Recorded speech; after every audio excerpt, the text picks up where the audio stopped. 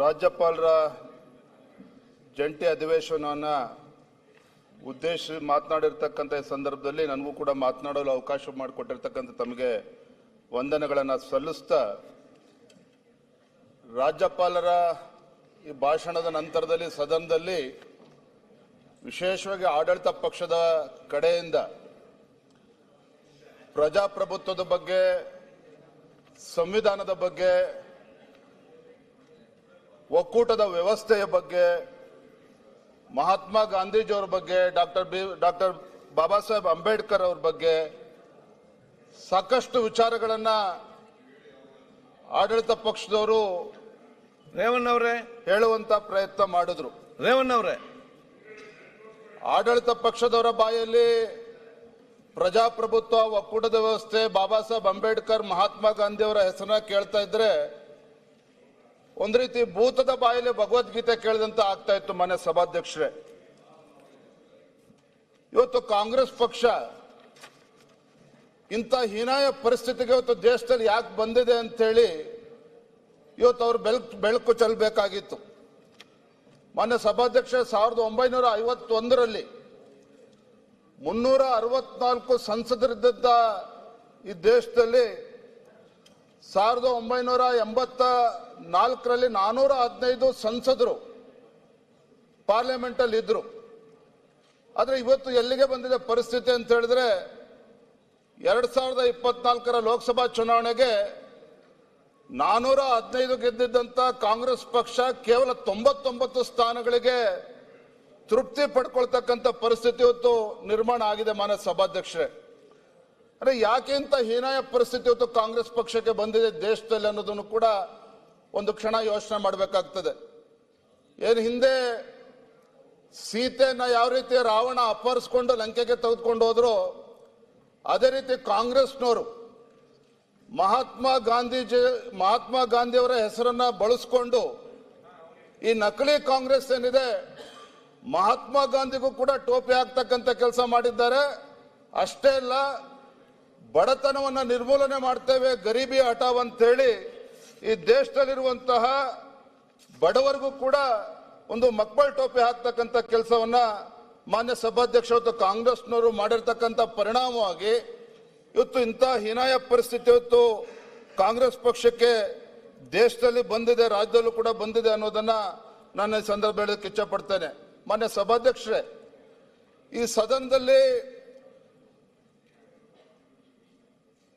ರಾಜ್ಯದಿಂದ ಯಾವ ರೀತಿ ತೆರಿಗೆ ಹಣ GST ಮುಖೇನ ಕೇಂದ್ರಕ್ಕೆ ಹೋಗಿದೆ, ನಮ್ಮ ರಾಜ್ಯದಿಂದ ತೆರಿಗೆ ಹಣ GST ಮುಖೇನ ಇವತ್ತೇನು ಕೇಂದ್ರ ಸರ್ಕಾರಕ್ಕೆ ಹೋಗಿದೆ, ಇದ್ರ ಬಗ್ಗೆ ಸಾಕಷ್ಟು ಚರ್ಚೆಗಳಾಗಿದ್ದಾವೆ.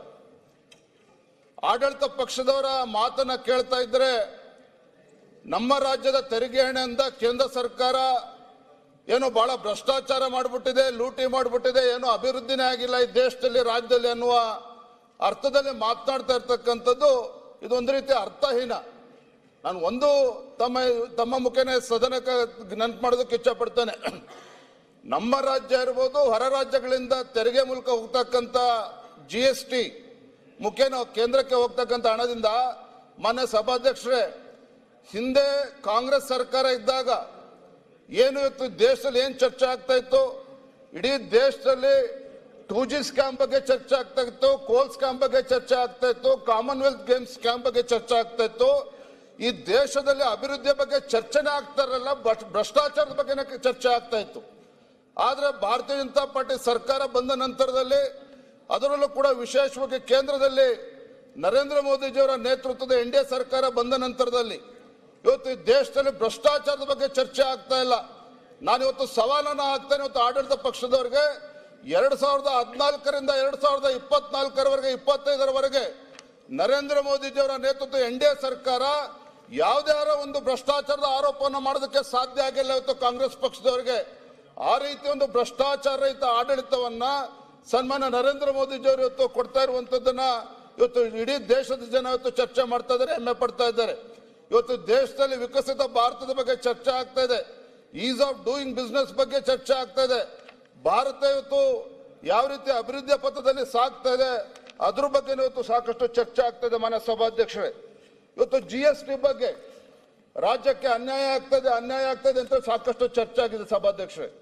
ಆದ್ರೆ ಯಾವತ್ತೂ ಕೂಡ ಈ ಸದನದಲ್ಲಿ ಈ ದೇಶದಲ್ಲಿ 2014ರಿಂದ 2025ರವರೆಗೆ ಯಾವ ರೀತಿ ಒಂದು ಆಮೂಲಾಗ್ರ ಬದಲಾವಣೆ ದೇಶದಲ್ಲಿ ಆಗ್ತಾ ಇದೆ ಅಂತೇಳಿ ಯಾರು ಕೂಡ ಚರ್ಚೆ ಮಾಡಿಲ್ಲ ಈ ಸದನದಲ್ಲಿ.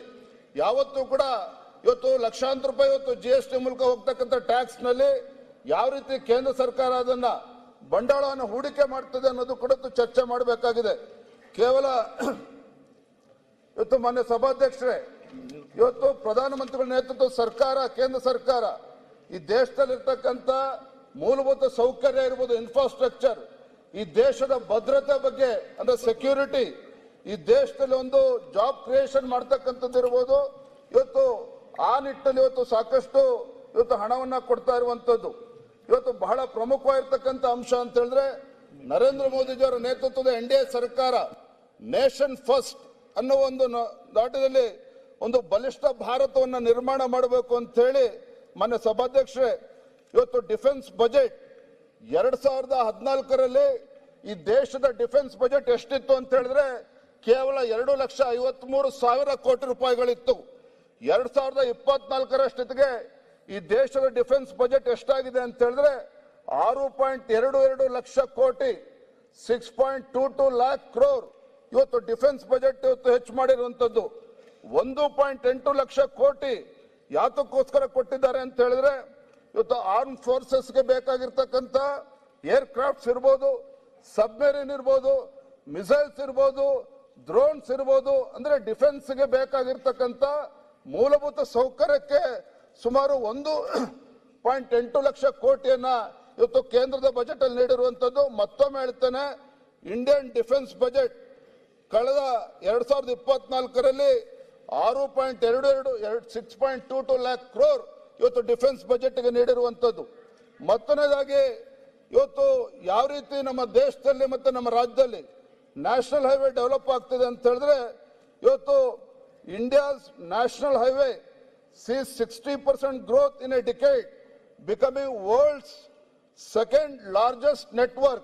ಮಾನ್ಯ ಸಭಾಧ್ಯಕ್ಷ, ಕಳೆದ 10 ವರ್ಷದಲ್ಲಿ ಸುಮಾರು 1,46,195 ಕಿಲೋಮೀಟರ್ ಅಷ್ಟು 2014ರಿಂದ 2024ರವರೆಗೆ ಈ ದೇಶದಲ್ಲಿ ಹೈವೇಗಳು ನಿರ್ಮಾಣ ಆಗಿರುವಂತದ್ದು. ಇವತ್ತು ಯೂತ್ಸ್ ಬಗ್ಗೆ ನಾವು ಮಾತನಾಡ್ತೇವೆ, ಯಾವ ರೀತಿ ಕೇಂದ್ರ ಸರ್ಕಾರ ಇವತ್ತು ಜಾಬ್ ಜನರೇಷನ್ಗೆ ಅವಕಾಶ ಮಾಡಿಕೊಟ್ಟಿದೆ ಅಂತೇಳಿ.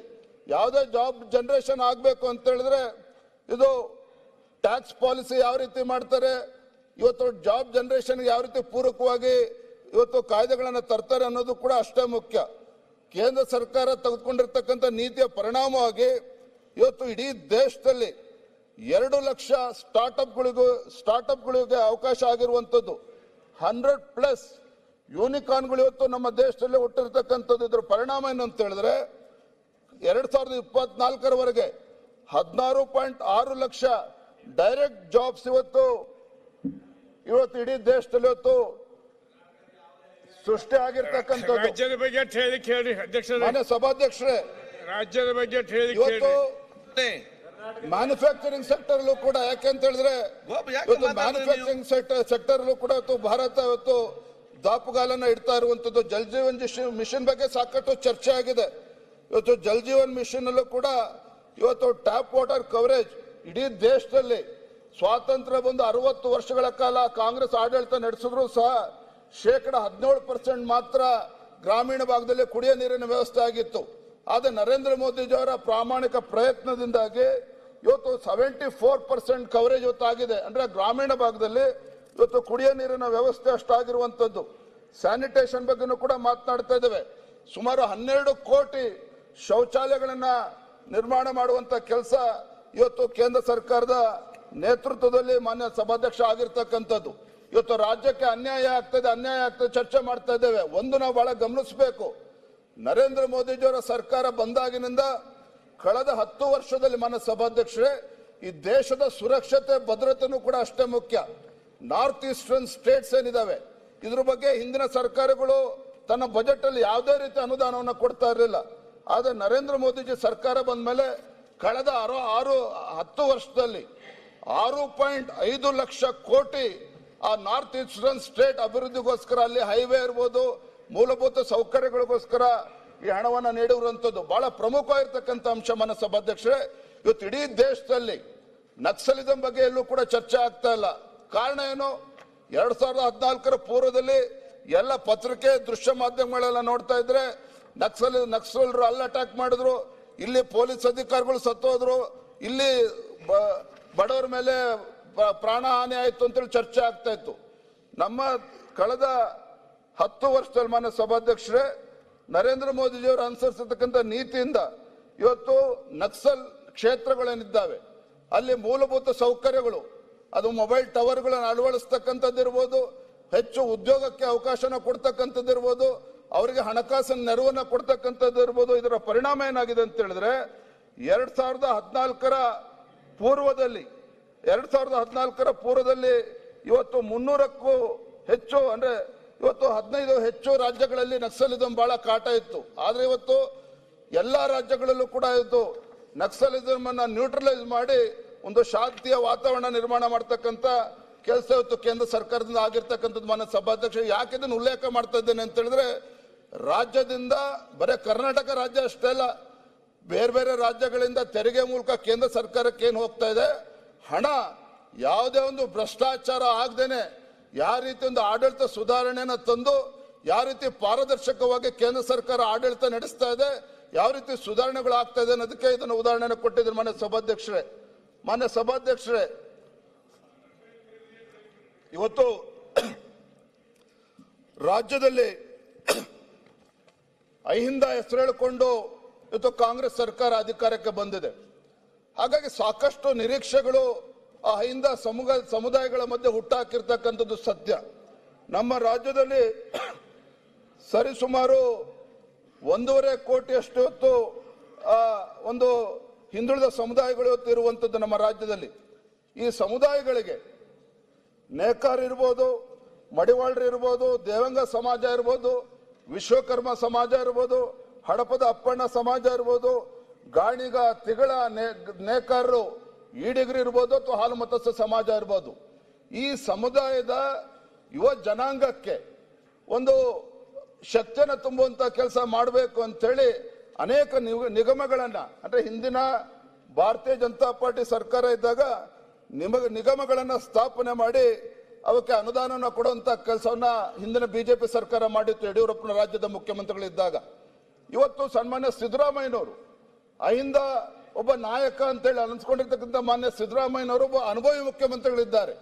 17ನೇ ಬಜೆಟ್ ಅನ್ನ ಮಂಡನೆ ಮಾಡ್ತಾ ಇದ್ದಾರೆ. ಇವತ್ತು ಈ ಅಹಿಂದ ಸಮುದಾಯಗಳ ಪರಿಸ್ಥಿತಿ ಏನಾಗಿದೆ ಮಾನ್ಯ ಸಭಾಧ್ಯಕ್ಷರು ಅಂತ ಹೇಳಿದ್ರೆ, ಹಿಂದೆ ಬಿಜೆಪಿ ಸರ್ಕಾರ ಏನು ಅನುದಾನವನ್ನ ಕೊಟ್ಟಿದ್ರು ಎಲ್ಲ ಸಮುದಾಯಗಳ ಒಂದು ಅಭಿವೃದ್ಧಿಯ ನಿಗಮಗಳೇನಿದ್ದವು, ಈ ಸರ್ಕಾರ ಬಂದ್ಮೇಲೆ, ಕಾಂಗ್ರೆಸ್ ಸರ್ಕಾರ ಬಂದ್ಮೇಲೆ, ಹಿಂದೆ ಬಿಜೆಪಿ ಸರ್ಕಾರ 100 ರೂಪಾಯಿ ಕೊಡ್ತಾ ಇದ್ರೆ ಈ ಸರ್ಕಾರ ಬಂದ್ಮೇಲೆ 50 ರೂಪಾಯಿ ಕೊಡ್ತಾ ಇದೆ.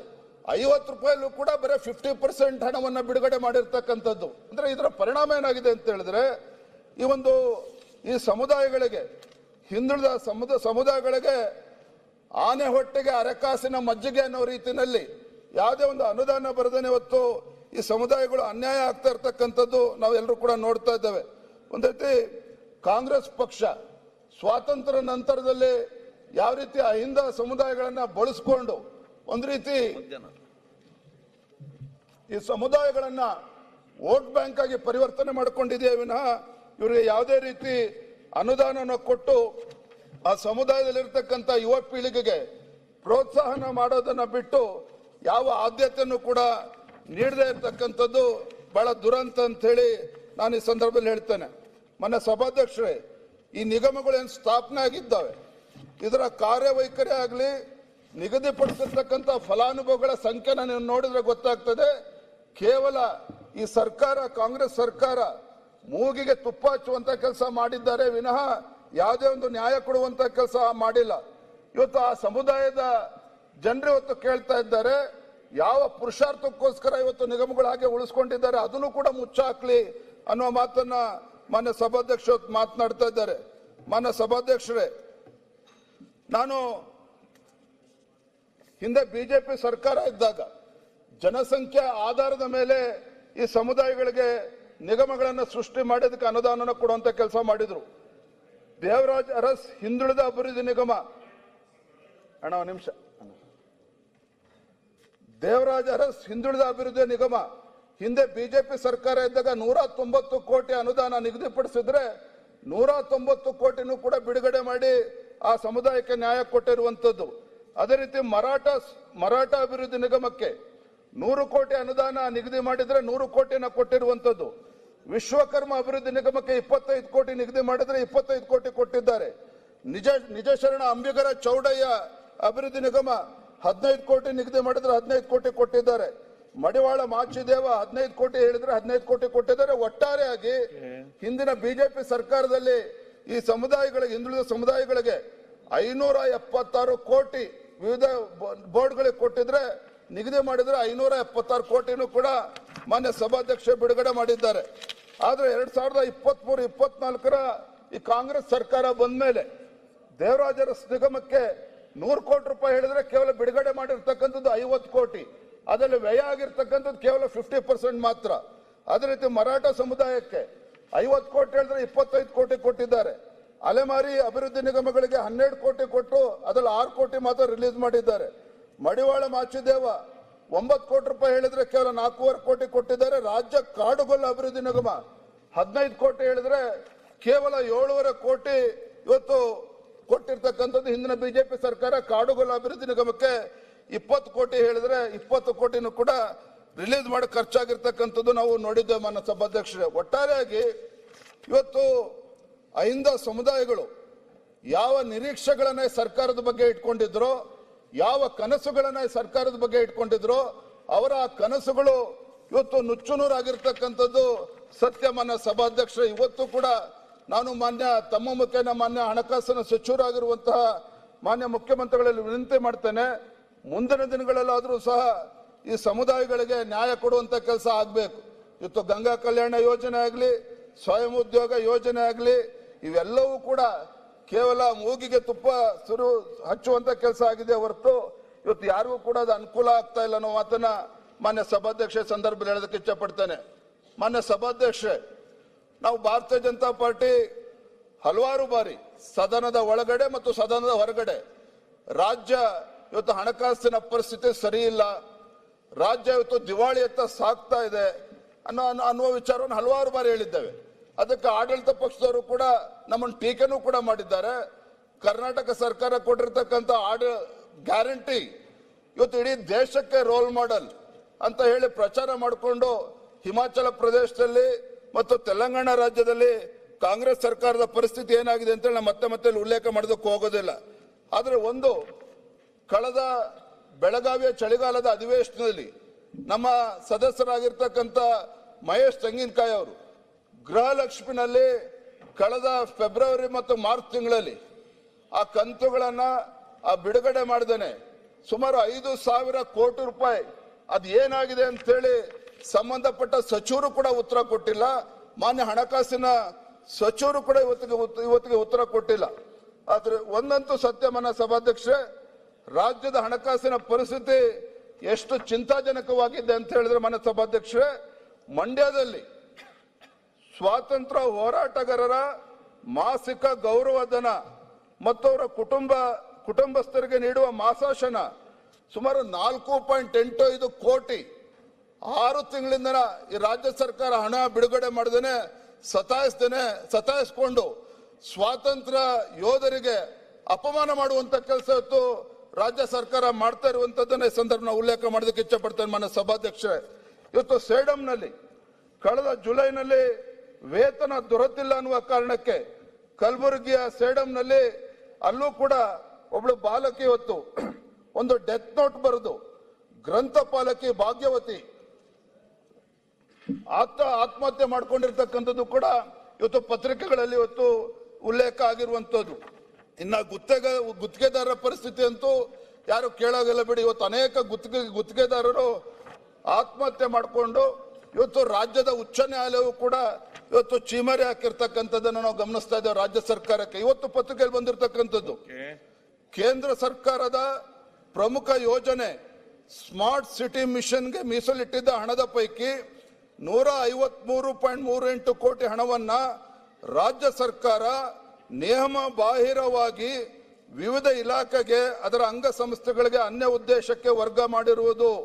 ಸ್ಮಾರ್ಟ್ ಸಿಟಿ 153 ಕೋಟಿ. ಮಾನ್ಯ ಸಭಾಧ್ಯಕ್ಷರೇ, ಈ ರೀತಿ ಕೇಂದ್ರದಿಂದ ಬರ್ತಕ್ಕಂಥ ಅನುದಾನ ಅನ್ಯಾಯ ಅಂತ ಹೇಳ್ತಕ್ಕಂಥ ಆಡಳಿತ ಪಕ್ಷದವರು ಯಾವ ರೀತಿ ಇವತ್ತು ಅಕೌಂಟಬಿಲಿಟಿ ಇಲ್ದೇನೆ ಸಮರ್ಪಕವಾಗಿ ಹಣವನ್ನ ಬಳಕೆ ಮಾಡದೇ ಇರತಕ್ಕಂಥದ್ದು ಇವತ್ತು ನಾವು ಉಲ್ಲೇಖ ಮಾಡೋದಕ್ಕೆ ಇಷ್ಟಪಡ್ತೇವೆ. ಮಾನ್ಯ ಸಭಾಧ್ಯಕ್ಷರೇ, ಬಹಳ ಪ್ರಮುಖವಾಗಿರ್ತಕ್ಕಂಥ ಅಂಶ ಇವತ್ತು ರಾಜ್ಯಾದ್ಯಂತ ಚರ್ಚೆ ಆಗ್ತಾ ಇದೆ.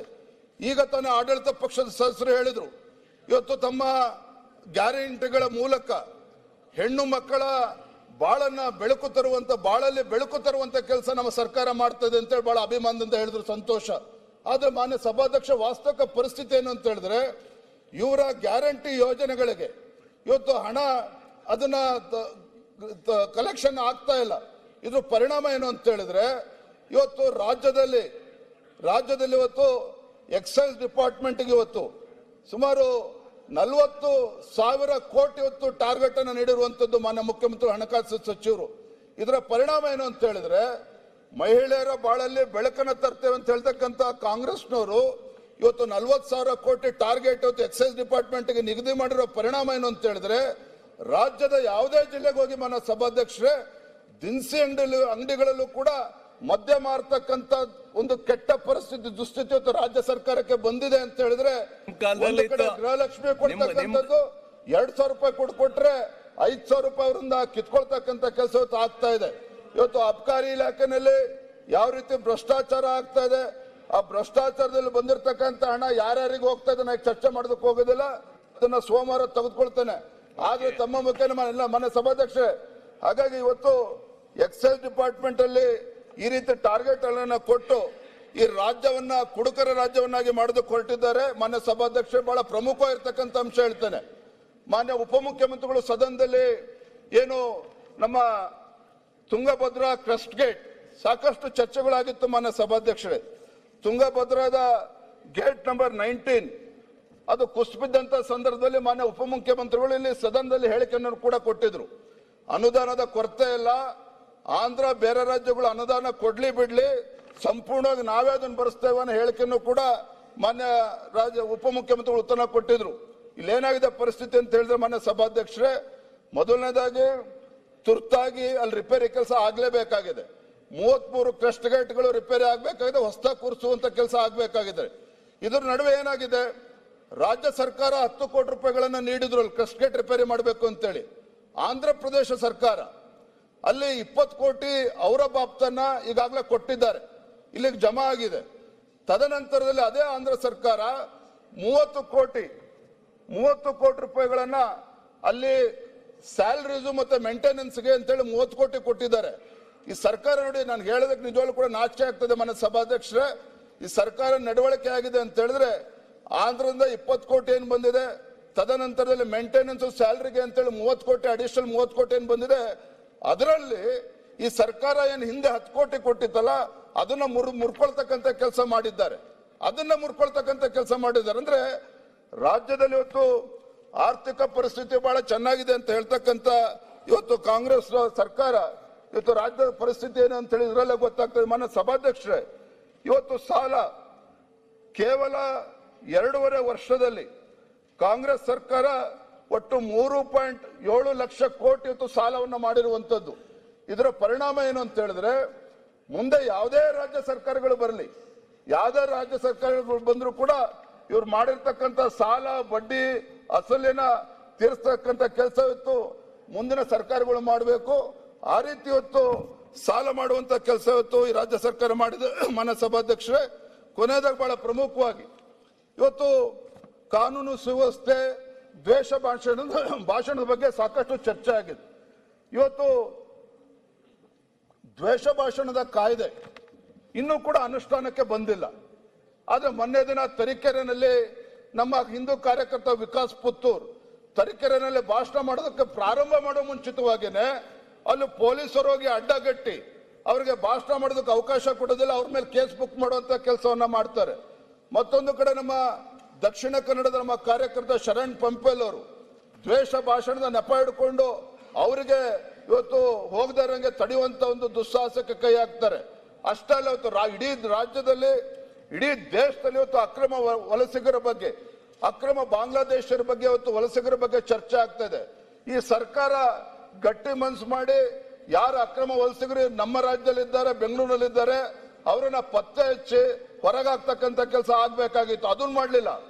ಆದ್ರೆ ಒಬ್ಬ ಹಿಂದೂ ಕಾರ್ಯಕರ್ತ ಪುನೀತ್ ಕೆರೆಹಳ್ಳಿ ಅಂತಕ್ಕಂಥ ಹಿಂದೂ ಕಾರ್ಯಕರ್ತ ಅಕ್ರಮ ವಲಸಿಗರನ್ನ ಪತ್ತೆ ಹಚ್ಚಿ ಪೊಲೀಸರಿಗೆ ಹಿಡ್ಕೊಟ್ರೆ ಅವನ ಕೇಸ್ ಹಾಕ್ಬಿಟ್ಟು ಅವ್ರನ್ನ ಒಳಗಾಕಿ ಬೆದರಿಕೆ ಆಗ್ತಕ್ಕಂಥ ಕೆಲಸವನ್ನ ಇವತ್ತು ರಾಜ್ಯ ಸರ್ಕಾರ ಮಾಡ್ತಾ ಇರ್ತಕ್ಕಂಥದ್ದು ಅಕ್ಷಮ್ಯ, ಅಪರಾಧ, ಅನ್ಯಾಯ. ಇನ್ನ ಬಳ್ಳಾರಿ ಬಗ್ಗೆ ಮೊನ್ನೆ ಜನಾರ್ದನ್ ರೆಡ್ಡಿ ಅವ್ರನ್ನ ಉಲ್ಲೇಖ ಮಾಡಿದ್ದಾರೆ ಮಾನ್ಯ ಸಭಾಧ್ಯಕ್ಷರೇ. ನಾನು ಕೂಡ ನಮ್ಮೆಲ್ಲ ಶಾಸಕ ಪರವಾಗಿ ಮತ್ತೊಮ್ಮೆ ನಾನು ಆಗ್ರಹ ಪಡಿಸ್ತೇನೆ, ತಮ್ಮ ಮುಖ್ಯ ನಾನು ಒತ್ತಾಯ ಮಾಡ್ತೇನೆ. ರಾಜ್ಯ ಸರ್ಕಾರ ಮಾನ್ಯ ಮುಖ್ಯಮಂತ್ರಿಗಳು ಗಂಭೀರ ತೆಗೆದುಕೊಂಡು ಈ ಒಂದು ಸಂಪೂರ್ಣವಾಗಿ ಪಾರದರ್ಶಕವಾಗಿ ತನಿಖೆ ಆಗ್ಬೇಕು ಅಂತ ಹೇಳಿದ್ರೆ ಸಿಬಿಐ ತನಿಖೆ ಕೊಡ್ಬೇಕು ಅಂತ ಮನೆ ಸಭೆಗೆ ಎಲ್ಲೇ ನಿಮಿಷ ಮುಗಿಸುತ್ತೆ ದಯವಿಟ್ಟು. ಮನೆ ಸಭಾಧ್ಯಕ್ಷ ದಲಿತರ ಬಗ್ಗೆ ಸಾಕಷ್ಟು ಚರ್ಚೆ ಆಗ್ತಾ ಇದೆ. ಆದ್ರೆ ಇವತ್ತು ನಾನು ಮುಗಿಸ್ತೇನೆ ಸಭಾಧ್ಯಕ್ಷ, ಮುಗಿಸ್ತೇನೆ. ಇವತ್ತು ಯಲ್ಲಾಪುರದಲ್ಲಿ ರಂಜಿತಾ ದಲಿತ ಮಹಿಳೆ, ನಾವು ಪಾಪ ಎಷ್ಟು ಚೆನ್ನಾಗಿ ಮಾತಾಡ್ತಿದ್ದ, ಮಾನ್ಯ ಸಭಾಧ್ಯಕ್ಷ ಮಾತಾಡ್ತೀರಿ. ದಲಿತರ ಬಗ್ಗೆ ಬಹಳ ಮೊಸಳೆ ಕಣ್ಣೀರು ಸುರಿಸ್ತದ ಆಡಳಿತ ಪಕ್ಷದವರು. ಅಲ್ಲಿ ಯಲ್ಲಾಪುರದಲ್ಲಿ ರಂಜಿತಾ ಅಂತಕ್ಕಂಥ ಒಬ್ಬ ಹಿಂದೂ ಮಹಿಳೆ, ದಲಿತ ಮಹಿಳೆ, ಹಾಡು ಹಗಲೇ ಆ ಮಹಿಳೆ ಕತ್ತು ಸೀಳಿ ಕೊಲೆ ಮಾಡಿರ್ತಕ್ಕಂಥದ್ದು. ನನ್ನ ವಿನಂತಿ ಇಷ್ಟೇನೆ, ನಾನು ಕೂಡ ಅಲ್ಲಿ ಹೋಗಿ ನಾವು ಪಕ್ಷದ ವತಿಯಿಂದ ಒಂದು ಸಣ್ಣ ಪರಿಹಾರನ ಕೊಡುವಂತ ಕೆಲಸ ಮಾಡಿದ್ವಿ.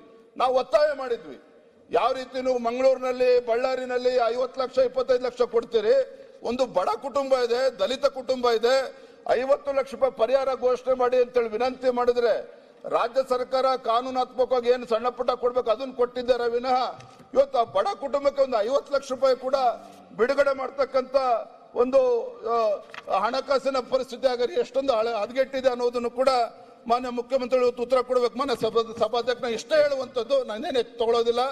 ಇವತ್ತು ರಾಜ್ಯಪಾಲರ ಭಾಷಣ, ಅವರ ಮುಖ್ಯನ ಸತ್ಯ ಹೇಳುವಂತ ಕೆಲಸ ಕಾಂಗ್ರೆಸ್ ಸರ್ಕಾರ ಮಾಡಬೇಕಾಗಿತ್ತು. ಇವತ್ತು ರಾಜ್ಯ ಸರ್ಕಾರದ ಸಾಧನೆ ಏನು ಅಂತೇಳಿ ಅವರ ಮುಖ್ಯನ ಹೇಳಿಸ್ಬೇಕಾಗಿತ್ತು. ಮಾನ್ಯ ಸಭಾಧ್ಯಕ್ಷರೇ, ಈ ಕಾಂಗ್ರೆಸ್ ಸರ್ಕಾರ, ರಾಜ್ಯ ಸರ್ಕಾರದ ಸಾಧನೆ ಏನಪ್ಪಾ ಅಂತ ಹೇಳಿದ್ರೆ, ವಾಲ್ಮೀಕಿ ನಿಗಮದಲ್ಲಿ 187 ಕೋಟಿ ಹಗರಣ ಮಾಡಿರ್ತಕ್ಕಂಥದ್ದೇ ಅವರ ಸಾಧನೆ. ಇವತ್ತು ಬಾಂಗ್ಲಾದೇಶ ಅಕ್ರಮ ವಲಸಿಗರಿಗೆ ನೆಲೆ ಕೊಡ್ತಾ ಇರ್ತಕ್ಕಂಥದ್ದೇ ಅವರ ಸಾಧನೆ. ಇವತ್ತು ಕೇಂದ್ರ ಸರ್ಕಾರದ ಕೃಷಿ ಸಮ್ಮಾನ್ ಯೋಜನೆಯನ್ನ ತಡೆದಿಡ್ತಿರ್ತಕ್ಕಂಥದ್ದೇ ಸಾಧನೆ. ಕೇಂದ್ರದ ನೀಟ್ ನ್ಯಾಷನಲ್ ಎಜುಕೇಶನ್ ಪಾಲಿಸಿನ ತಡೆದಿಡ್ತಿರ್ತಕ್ಕಂಥದ್ದೇ ಸಾಧನೆ. ಬಿಟ್ರೆ ಇವತ್ತು ಎಲ್ಲದರ ಮೇಲೂ ಕೂಡ ತೆರಿಗೆಯನ್ನು ಹಾಕಿ ಬೆಲೆ ಏರಿಕೆಯನ್ನ ಮಾಡಿ ಇವತ್ತು ಸಾಮಾನ್ಯ ಜನರು ತತ್ತರಿಸಿ ಇವತ್ತು ಇಡೀ ಸರ್ಕಾರಕ್ಕೆ ಇಡೀ ಶಾಪ ಆಗ್ತಾ ಇದ್ದಾರೆ. ಹಾಗಾಗಿ ಇಂಥ ಅಭಿವೃದ್ಧಿ ಶೂನ್ಯ ಸರ್ಕಾರದ ವಿರುದ್ಧ ಈ ರಾಜ್ಯದ ಜನ ವಿಶ್ವಾಸವನ್ನ ಕಳೆದುಕೊಂಡಿದ್ದಾರೆ. ಆ ಸತ್ಯವನ್ನು ಹೇಳಿಸ್ತಕ್ಕಂಥ ಪ್ರಾಮಾಣಿಕ ಪ್ರಯತ್ನ ರಾಜ್ಯ ಸರ್ಕಾರ ಮಾಡಬೇಕಾಗಿತ್ತು, ಅದನ್ನು ಮಾಡಿಲ್ಲ ಅಂತಕ್ಕಂಥದ್ದು ದುರಂತ. ಮಾನ್ಯ ಸಭಾಧ್ಯಕ್ಷೆ, ಇಷ್ಟೇ ಹೇಳಿ ಈ ಕಾಂಗ್ರೆಸ್ ಸರ್ಕಾರ ಎಲ್ಲಾ ರಂಗದಲ್ಲೂ ಕೂಡ ವೈಫಲ್ಯ ಆಗಿರ್ತಕ್ಕಂಥದ್ದು. ಅದನ್ನ ನಾನು ತಮ್ಮ ಮೂಲಕ, ಸದನ ಮೂಲಕ ತಮ್ಮ ಮುಖೇನ ಸರ್ಕಾರಕ್ಕೆ ಬೆಳಕು ತರುವಂತ ಕೆಲಸ ನಾನು ಮಾಡಿದ್ದೇನೆ. ಸಭಾಧ್ಯಕ್ಷೆ, ಅವಕಾಶವನ್ನು ಕೊಟ್ಟಿರೋದಕ್ಕಾಗಿ ತಮಗೆ ವಂದನೆಗಳು.